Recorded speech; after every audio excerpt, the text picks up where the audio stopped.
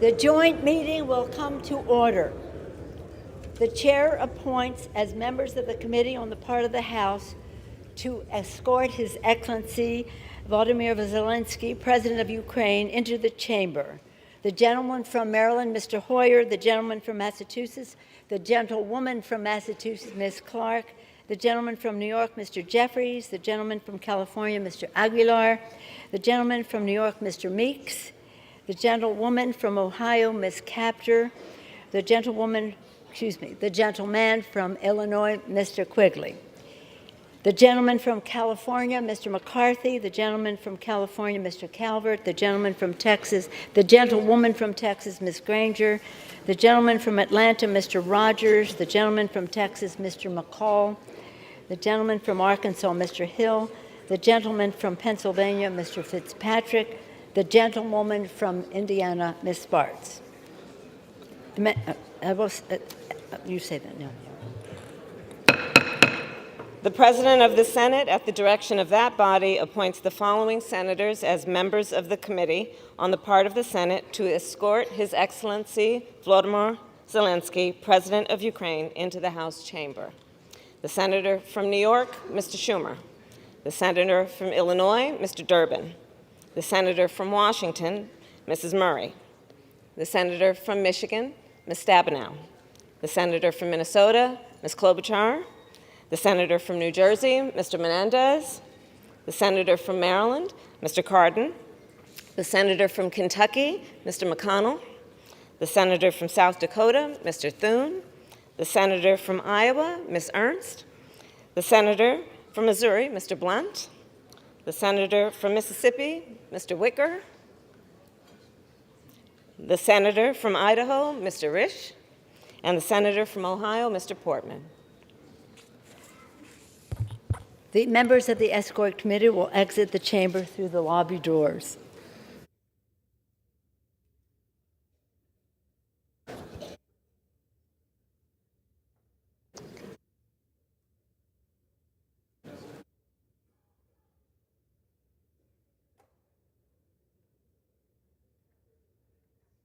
Now this should.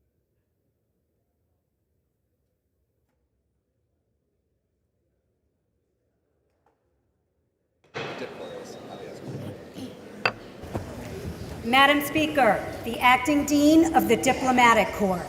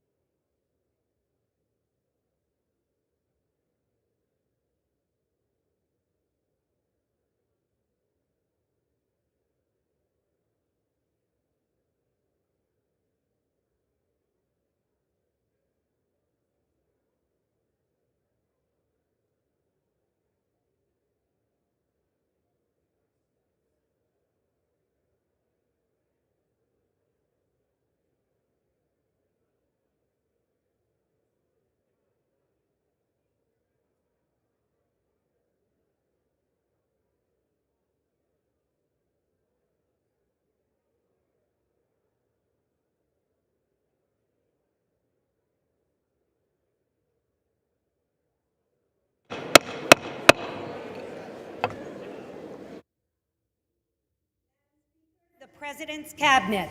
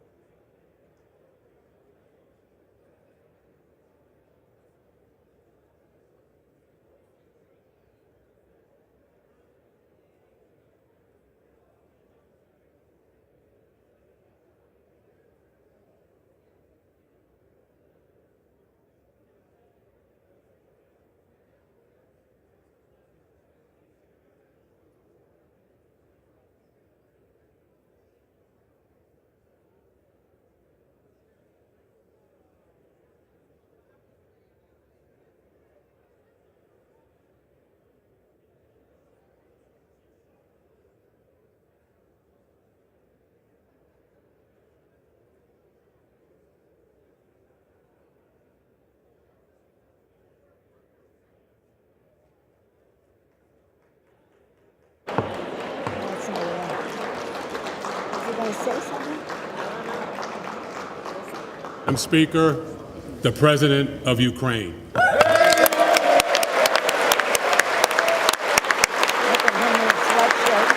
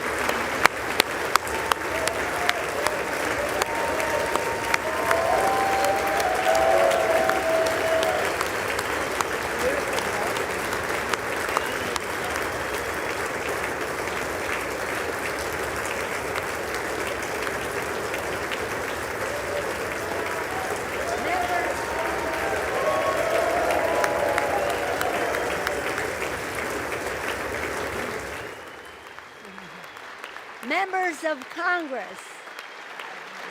I have to introduce members of Congress. I have the high privilege and the distinct honor of presenting to you His Excellency Volodymyr Zelensky, President of the Ukraine.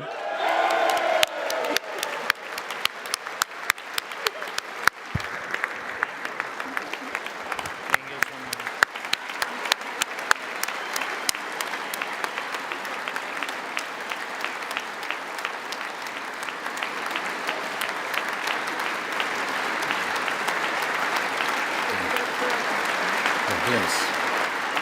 Thank you so much. Dad, thank you. It's too much for me. All this for our great people.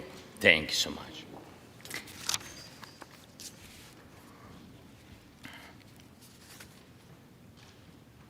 Dear Americans, in all states, cities, and communities, all those who value freedom and justice, who cherish it as strongly as we Ukrainians in all our cities, in each and every family.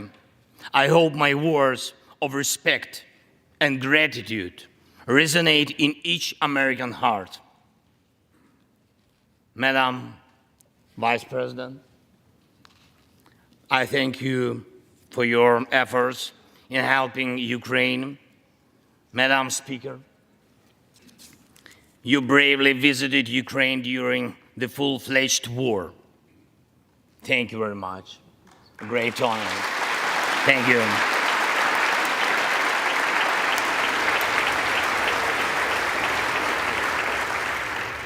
Great privilege to be here. Dear members of the Congress, representatives of both parties, who also visited Kyiv, esteemed congressmen and senators from both parties who will visit Ukraine, I'm sure, in the future. Dear representatives of diaspora,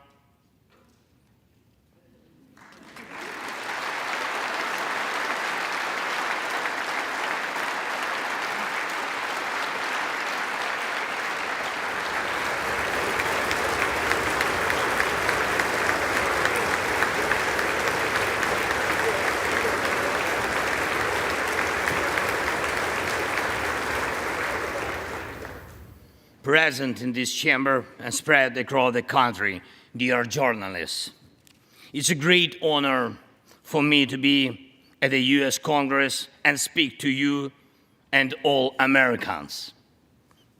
Against all odds and doom and gloom scenarios, Ukraine didn't fall.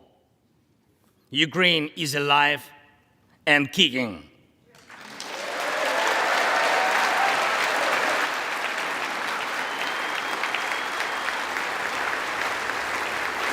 Thank you.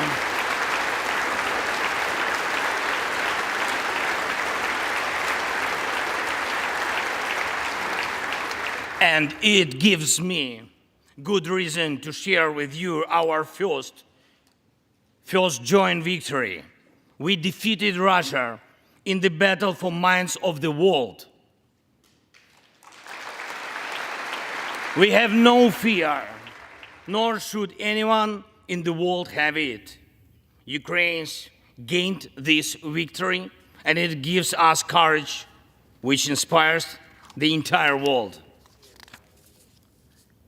Americans gained this victory, and that's why you have succeeded in uniting the global community to protect freedom and international law. Europeans gained this victory, and that's why Europe is now stronger and more independent than ever. The Russian tyranny has lost control over us.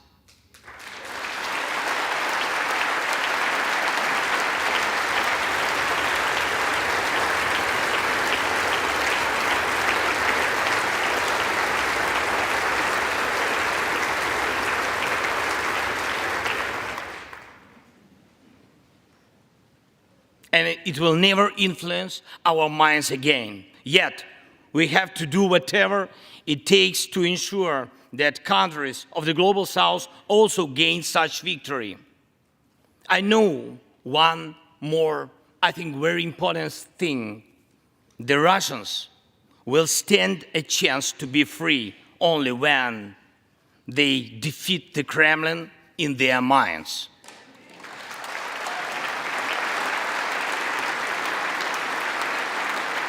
Yet, the battle continues, and we have to defeat the Kremlin on the battlefield. Yes, this battle is not only for the territory, for this or another part of Europe. The battle is not only for life, freedom, and security of Ukrainians or any other nation which Russia attempts to conquer.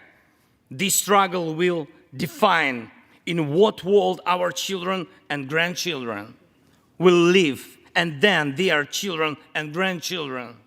It will define whether it will be a democracy of Ukrainians and for Americans for all. This battle cannot be frozen or postponed.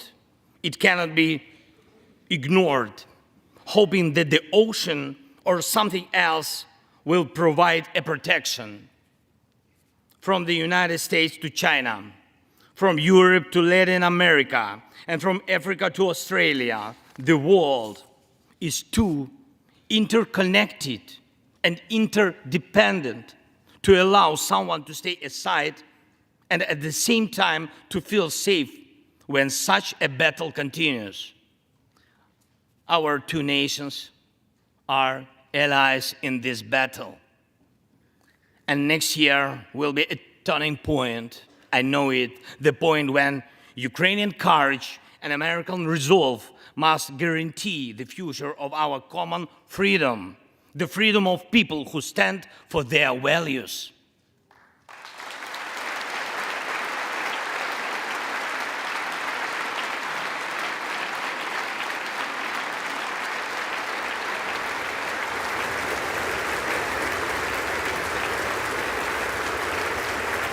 Ladies and gentlemen, Americans, yesterday before coming here to Washington, D.C., I was at the front line in our Bakhmut, in our stronghold in the east of Ukraine, in the Donbass. The Russian military and mercenaries have been attacking Bakhmut non-stop since May.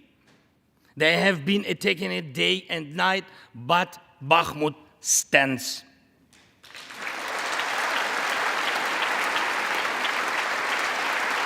Last year, 70,000 people lived there in Bakhmut, in this city, and now only few civilians stay. Every inch of that land is soaked in blood. Roaring guns sound every hour.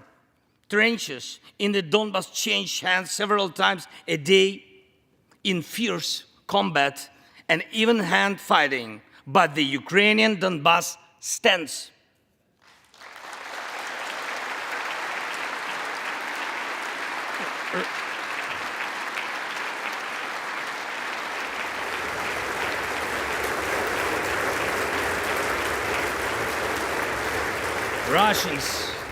Russians use everything they have against Bakhmut and our beautiful cities.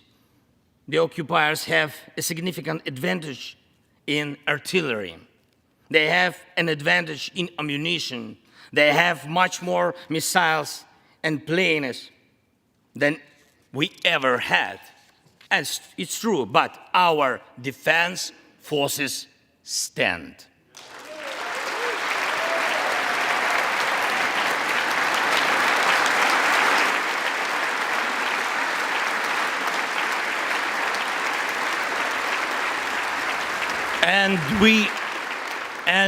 And we all are proud of them. The Russians' tactic is primitive. They burn down and destroy everything they see. They send thugs to the front lines. They send convicts to the war. They threw everything against us, similar to the other tyranny, which is in the Battle of the Bulge. Threw everything it had against the free world, just like the brave American soldiers which held their lines and fought back Hitler's forces during the Christmas of 1944. Brave Ukrainian soldiers are doing the same to Putin's forces this Christmas.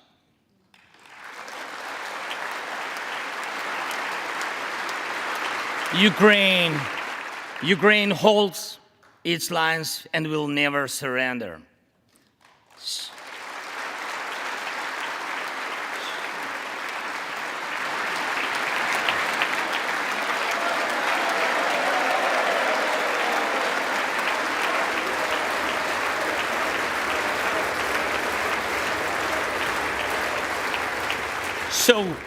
So here is the front line.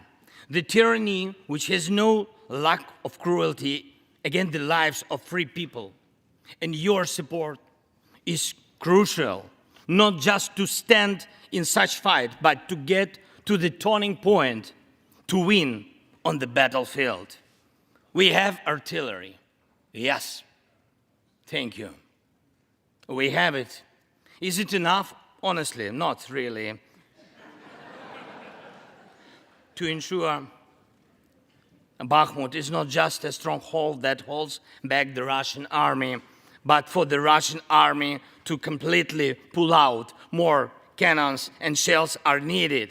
If so, just like the Battle of Saratoga, the fight for Bakhmut will change the trajectory of our war for independence and for freedom. If your patriots stop the Russian terror against our cities, it will let Ukrainian patriots work to the full to defend our freedom. When Russia cannot reach our cities, but its artillery, it tries to destroy them with missile attacks. More than that, Russia found an ally in this genocidal policy, Iran. Iranian deadly drones sent to Russia in hundreds became a threat to our critical infrastructure. That is how one terrorist has found the other. It is just a matter of time when they will strike against your other allies. If we do not stop them now, we must do it.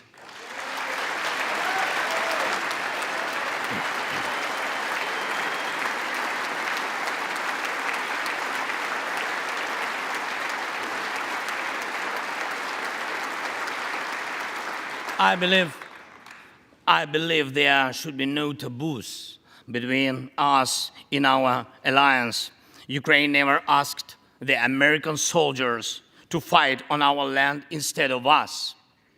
I assure you that Ukrainian soldiers can perfectly operate American tanks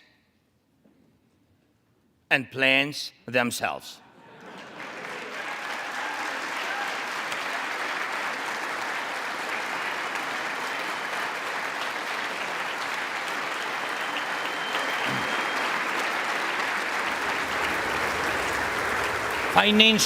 Financial assistance is also critically important, and I would like to thank you very much. Thank you for both financial packages you have already provided us with and the ones you may be willing to decide on. Your money is not charity. It's an investment in the global security and democracy that we handle in the most responsible way.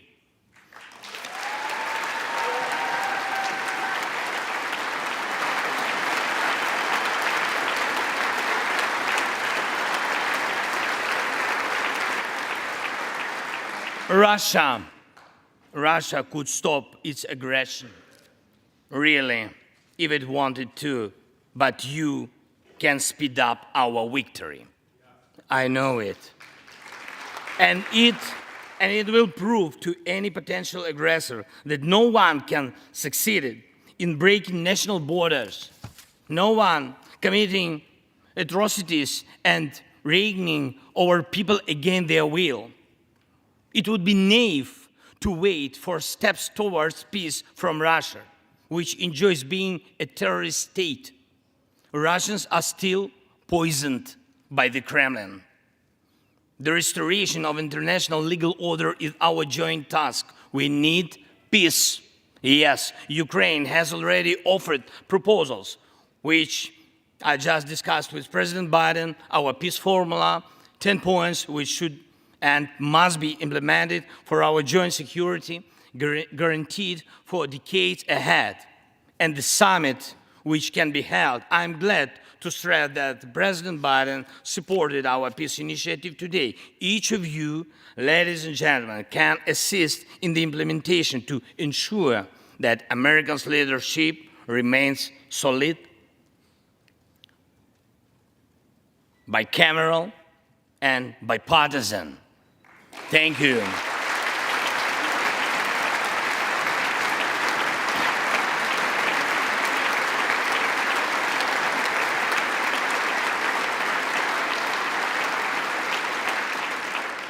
You can strengthen sanctions to make Russia feel how ruinous its aggression truly is. It is in your power, really, to help us bring to justice everyone who started this unprovoked and criminal war. Let's do it. Let terrorists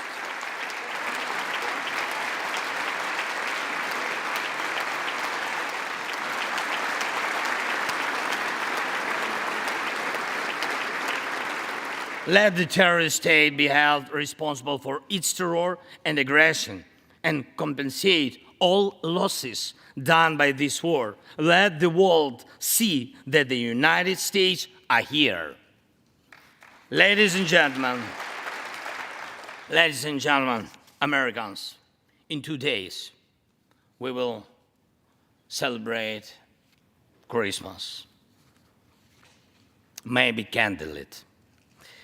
Not because it's more romantic, no, but because there will be no electricity.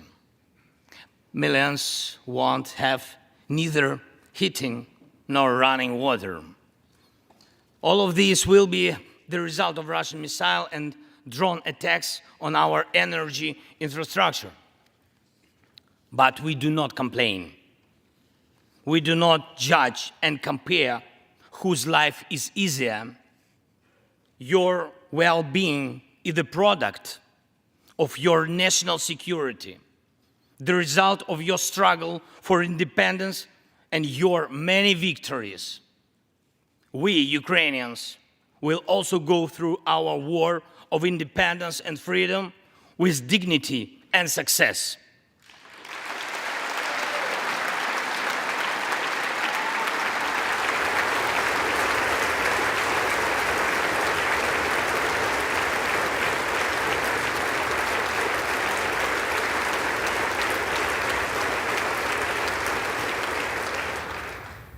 We'll celebrate Christmas. Celebrate Christmas, and even if there is no electricity, the light of our faith in ourselves will not be put out. If Russian missiles attack us, we'll do our best to protect ourselves. If they attack us with Iranian drones and our people will have to go to bomb shelters on Christmas Eve, Ukrainians will still sit down at the holiday table and cheer up each other. And we don't have to know everyone's wish, as we know that all of us, millions of Ukrainians, wish the same: victory. Only victory.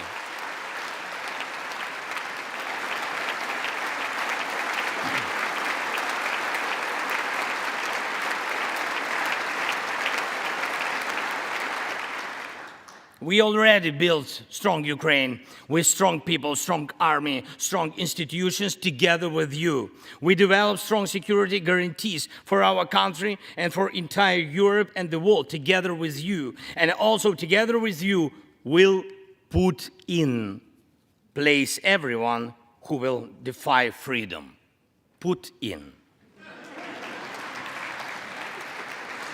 This will be the basis to protect democracy in Europe and the world over.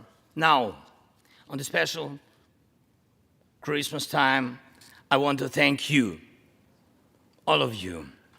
I thank every American family which cherishes the warmth of its home and wishes the same warmth to other people. I thank President Biden and both parties at the Senate and the House for your invaluable assistance. I thank your cities and your citizens who supported Ukraine this year, who hosted our Ukrainians, our people, who waved our national flags, who acted to help us. Thank you all, from everyone who is now at the front line, from everyone who is evading victory. Standing here today, I recall the words of the President Franklin Delano Roosevelt, which are, I think, so good for this moment. The American people, in their righteous might, will win through to absolute victory. The Ukrainian people will win too, absolutely.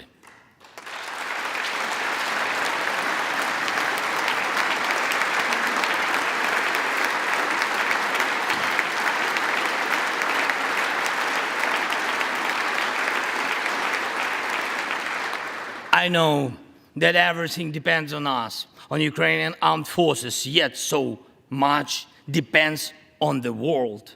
So much in the world depends on you. When I was in Bakhmut yesterday, our heroes gave me the flag, the battle flag, the flag of those who defend Ukraine, Europe, and the world at the cost of their lives. They asked me to bring this flag to you, to the US Congress, to members of the House of Representatives and senators whose decisions can save millions of people. So let these decisions be taken. Let this flag stay with you, ladies and gentlemen. This flag is a symbol of our victory. In this war, we stand, we fight, and we will win because we are united, Ukraine, America, and the entire free world.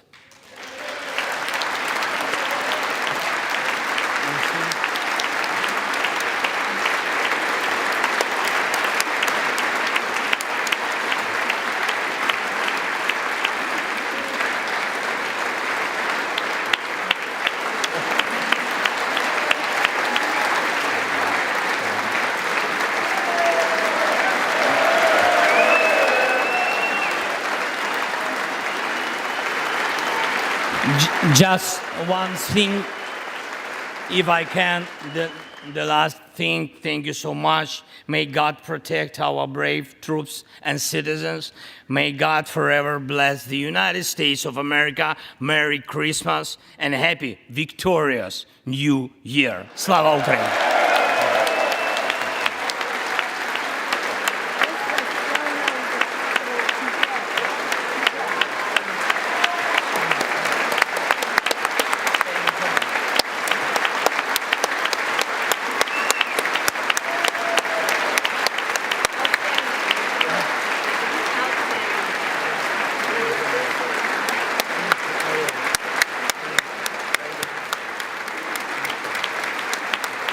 Thank you so much.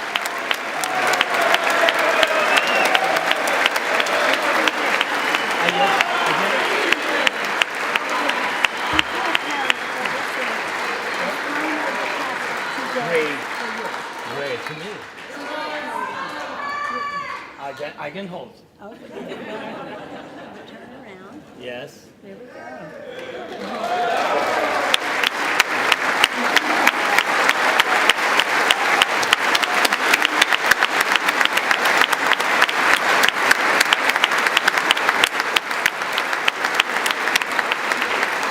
This flag was flown over the Capitol today in honor of the President's visit. Thank you so much.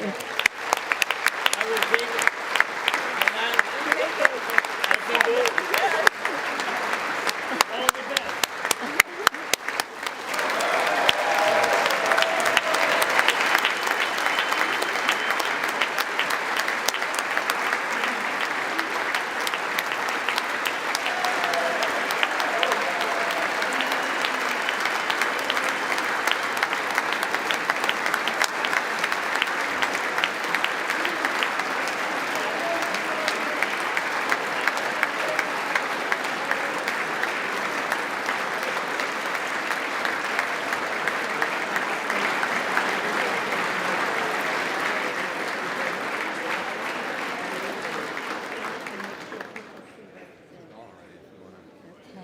Is he out of the room? Okay.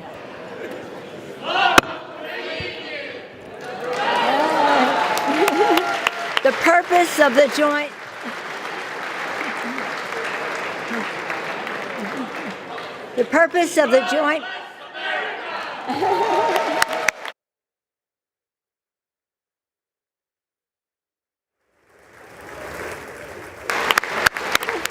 Okay, now. The purpose of the joint meeting having been completed, the chair declares the joint meeting of the two houses now dissolved. The House will continue in recess, subject to the call of the chair.